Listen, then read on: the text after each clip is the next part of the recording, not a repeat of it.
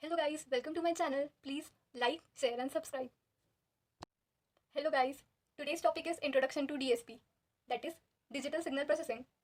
So it is used in a wide variety of applications and it might be hard to extract the definition of DSP at the moment.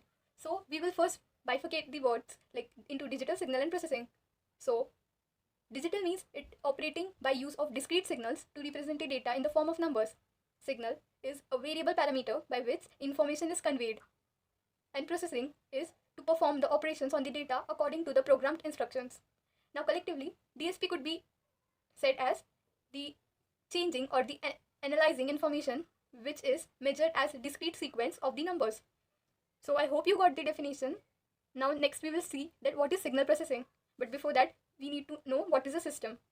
A system can be referred as a physical device that performs an operation on the signal, and signal could be of any type. So here is the block diagram. Here is an input, a system and an output. So if we give a signal as an input to a system, the system will process the signal and give us the required output or response. I would like to tell you that output is also known as response. So after we get the desired response, collectively the whole process is known as signal processing, as signal is being processed to get the required output signal. Now for further details, we will look into the wider block diagram of the DSP. That is so this is the basic elements of DSP and its requirements. So this is the block diagram. So it contains an input signal, anti-aliasing filter, sample and holdback circuit, ADC, digital signal processing, DAC, reconstruction filter, and the output. So we will study one by one. First of all, we required an input signal, which can be said that it can be generated from some transducer or from the communication system. It may be biomedical signal like ECG or EEG. Generally, input signal is analog in nature, so it can be denoted as X of t. The analog input signal is passed to an anti-aliasing filter. An anti-aliasing filter is basically a low-pass filter, and it removes high frequency noise.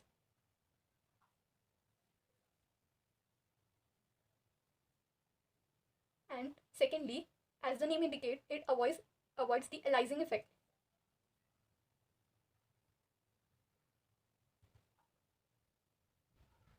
So now you would be wondering that what is aliasing effect. So this means that it is used to band limit the signal. Like suppose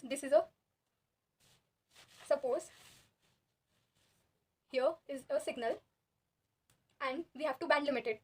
So if we apply this block of anti-aliasing filter, so unwanted signal will get cancelled and only a certain signal will pass through it. That means the limited band signal will be passing. So after this, we have sample and hold circuit. So this block takes the sample of the input signal. After taking the input of the sample of the input signal, it keeps the voltage level of the input signal relatively constant. So this block keeps the voltage level constant.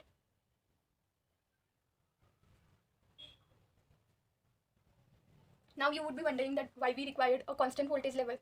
So it is the basic requirement of ADC that the voltage levels will be constant.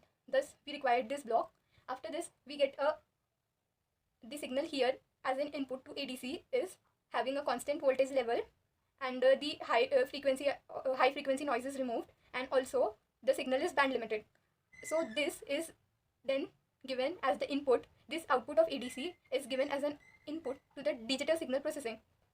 We required here ADC, which is analog to digital converter, because the input nature of the block requirement is digital in nature. So thus, after the signal is in the digital signal processing block, the input is processed digitally. In simple language, the processing of the input signal modifying the signal as per the requirements. For this purpose, the DSP processors like ADSP 2100 or TMS 320 can be used. Next, the digital signal processing is done. After that, the signal is given to DAC, that is digital to analog converter. We have to convert the digital signal into analog again because the output we required is in analog form. So therefore this DAC is required. After DAC, the signal is given to the reconstruction filters. Now this block has a different role.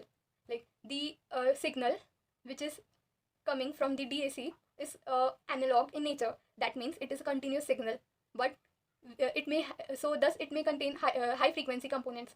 So the such high frequency components are not required here.